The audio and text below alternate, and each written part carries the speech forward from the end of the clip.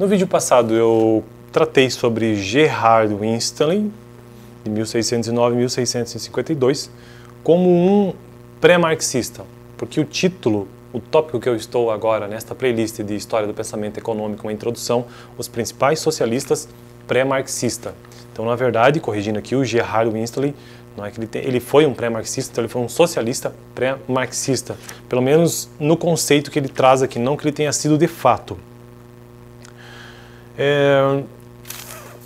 Uma das principais vozes a contestar em nome do socialismo as relações de propriedade capitalista foi Gerhard Winstanley, um comerciante de tecidos levado à falência pela depressão de 1643. Então, ele entrou em falência e aí adotou ideias radicais nesse sentido, numa forma de pensamento socialista daquele momento, que estava ainda engatinhando, bem engatinhando mesmo, muito.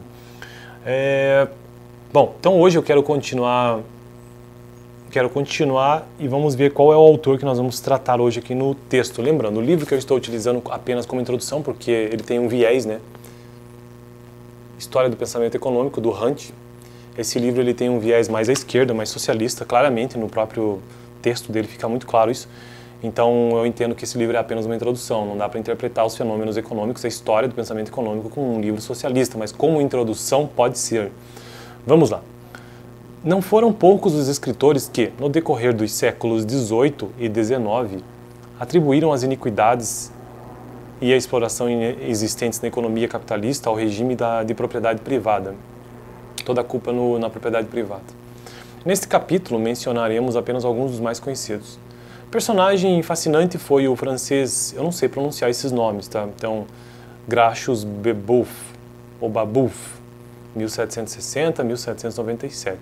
Segundo Babeuf, a natureza fizera todos os homens iguais quanto aos seus direitos e necessidades. As desigualdades de riqueza e poder que haviam surgido com o tempo deviam, portanto, ser corrigidas pela sociedade. Infelizmente, a maior parte das sociedades fazia o contrário e impunha mecanismos coercitivos destinados a proteger os interesses dos detentores da propriedade e das riquezas. Para Babeuf, a existência de desigualdades implicava necessariamente na existência de injustiças.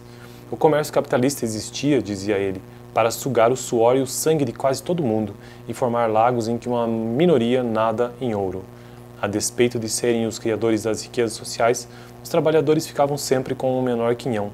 As desigualdades só desapareceriam quando fossem abolida a propriedade privada. Então, em suma, o que esse autor defendia, né, defendia na verdade, né, é a abolição da propriedade privada. Lembrando, estamos tratando de socialistas pré-marxistas. Babeuf, ou Babeuf, eu não sei a pronúncia, participou da Revolução Francesa, liderando a ala da extrema esquerda do movimento revolucionário. Após a queda de Robespierre, tramou uma conspiração com o objetivo de depor o governo francês e substituí-lo por outro que se empenhasse em promover a igualdade de todos os homens. Traída por Georges Grisel, a conspiração foi abortada e seus líderes presos. Babeuf e Dart, seu lugar-tenente, foram executados em 24 de fevereiro de 1797. Babeuf ocupa um lugar importante na história do socialismo, porque foi o primeiro a defender a tese de que a implantação de um Estado socialista igualitário requeria a derrubada do governo existente pela violência. Então ele traz essa ideia da violência, né? A questão de se o socialismo pode se realizar de modo pacífico ou violento cindiu o movimento socialista desde os tempos de Babeuf. Então ele tem essa visão mais radical.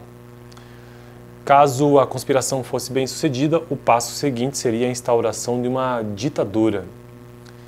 Segundo Babeuf, essa forma de governo era indispensável para extirpar a sobrevivência do sistema capitalista e levar a cabo a transição do capitalismo para a democracia comunista.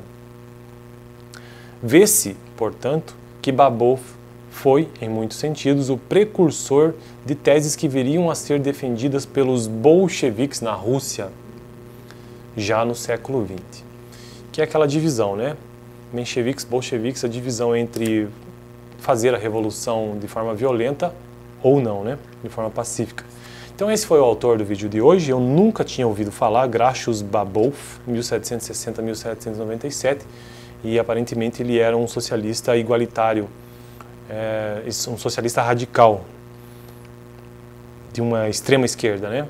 No próximo vídeo quero tratar sobre William Godwin. William Godwin.